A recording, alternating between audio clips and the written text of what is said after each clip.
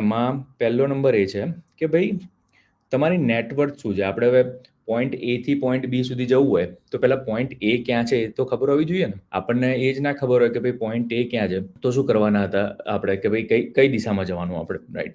તો પોઈન્ટ એ કે ભાઈ આપણી નેટવર્થ શું છે. અને ઘણા બધાને નેટવર્થ ખબર નથી હોતી, કાં તો એ ખબર નથી હોતી કે કેલ્ક્યુલેટ કેવી રીતે કરીએ, રાઈટ. તો આપણે એક એક્ઝામ્પલ લઈએ. લિસ્ટ યોર એસેટ, કે ભાઈ જે વસ્તુ તમારી જોડે પડી છે તમારી પોતાની છે, ઓન કરેલી છે, કે જે તમારે વેચવી હોય તો કોઈના રિસ્ટ્રિક્શન વગર તમે વેચી શકો. તો ફોર એક્ઝામ્પલ કે તમારા બેંકમાં $5,000 પડ્યા હોય, રાઈટ. તમે સ્ટોકમાં કે બોન્ડમાં 20,000 મૂક્યા હોય. તમારું ઘર હોય એની વેલ્યુ 250K હોય. જે તમારે ગાડી કે એ હોય અત્યારે વેચો તો એની શું વેલ્યુ આવે, તો ધારો કે 15,000 હોય. તો અને બીજી બધી વસ્તુઓ પડી હોય, રાઈટ, ઘરે, તો 2,000 ગણી. તો તમારી એસેટ થઈ $292,000. હવે તમારું ઘર ભલે હોય એની વેલ્યુ 250ની, પણ જો એના ઉપર 150ની લોન પડી હોય તો એ બધી લાયબિલિટીઝમાં આવે કે ભાઈ એટલા હજુ આપણે ભરવાના બાકી છે. કાર લોન હોય, ક્રેડિટ કાર્ડની ડેટ હોય, કોઈની જોડે લીધેલા હોય, રાઈટ. તો એ બધી ટોટલ લાયબિલિટી આવે. અને એસેટમાંથી લાયબિલિટી બાદ કરો ને તો જે પૈસા વધ્યા એ તમારી નેટવર્થ. હવે આ એક છે કે ભાઈ આપણે અત્યારે આ જગ્યા ઉપર છીએ, હવે પહોંચવાનું છે ક્યાં, તો એનો એક કેલ્ક્યુલેશન છે કે એને કહેવાય ફાયર 101. તમે કદાચ સાંભળ્યું હશે. એનું ફૂલ ફોર્મ એ થાય કે ભાઈ ફાઇનાન્શિયલ ઇન્ડિપેન્ડન્સ રિટાયર અર્લી.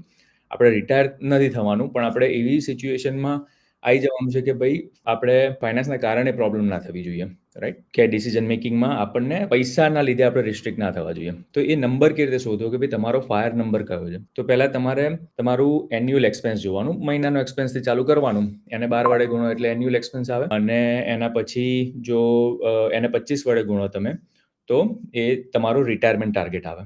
હવે રિટાયરમેન્ટ ટાર્ગેટમાં એ જે નંબર આવે ને તમારો એટલા જો થઈ જાય ને પછી કેવી રીતે વિચારવાનું કે આપણે કોઈ બી વસ્તુમાં ઇન્વેસ્ટ કરીએ ને તો ઓન એન એવરેજ 7% જેવું તો મળે. પણ જે બી અમાઉન્ટ હોય તમારી એમાંથી 7% મળે રાખતું હોય એટલે એ ટોટલ અમાઉન્ટ વધે રાખવાની છે 7%, રાઈટ. ઓન એન એવરેજ, એવું નહીં કે દર વર્ષે વધશે. પણ હવે 10 વર્ષનો ગાળો લો તમે, 20 વર્ષનો ગાળો લો તો જે વસ્તુ આપણે વાત કરવાના છીએ એમાં એટલો તો વધારો થાય જ, કે અત્યાર સુધી તો થયેલો છે, રાઈટ. અને એમાંથી તમે જો 4% ઉપાડે રાખો તો એ 4% શું થયું, એન્યુઅલ જે તમારો એક્સપેન્સ હશે ને એ થશે. આપણે એક્ઝામ્પલ લઈશું એટલે વધારે ખબર પડશે. પણ એ 4% તમે લીધે રાખ્યા તો જે ઓરિજિનલ અમાઉન્ટ છે એ તો એમને એમ જ રહી. 3% બીજો વધારો બી થઈ રાખે છે કે ભાઈ ઇન્ફ્લેશન ને એ બધું મેચ થઈ રાખે. અને 4% તમે તમારા ખર્ચા માટે વાપરી શકો. અને પછી તમને ફ્રીડમ મળે કે ભાઈ ઓકે ચલો પગાર નહીં આવતો વાંધો નહીં, મારે બીજી વસ્તુ કરવી હોય તો હું કરી શકું, રાઈટ. તો એક એક્ઝામ્પલ આમાં લઈએ કે ભાઈ ધારો કે તમારો મંથલી એક્સપેન્સ 5,000 હોય અત્યારે, આશરે તમે તમારી રીતે ચેન્જ કરીને એ કેલ્ક્યુલેટ કરી જોજો.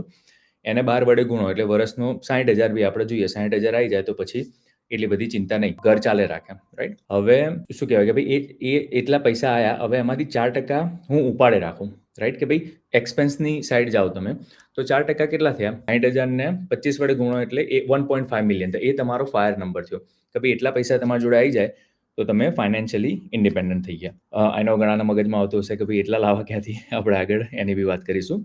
પણ અત્યારે એ સમજી લો કે ભાઈ આ એક નંબર છે કે ભાઈ એ આપણો ગોલ છે. આપણને એમને એમ ગોલ નહીં હોય તો શું કરીશું આપણે કે ભાઈ બેંકમાં પૈસા વધવા જોઈએ, આપણે તો અમીર થવું છે. પણ અમીર થવું છે પણ કેટલા સુધી અને શેના માટે, રાઈટ. That's the question. હવે એ 1.5 મિલિયન આવ્યા.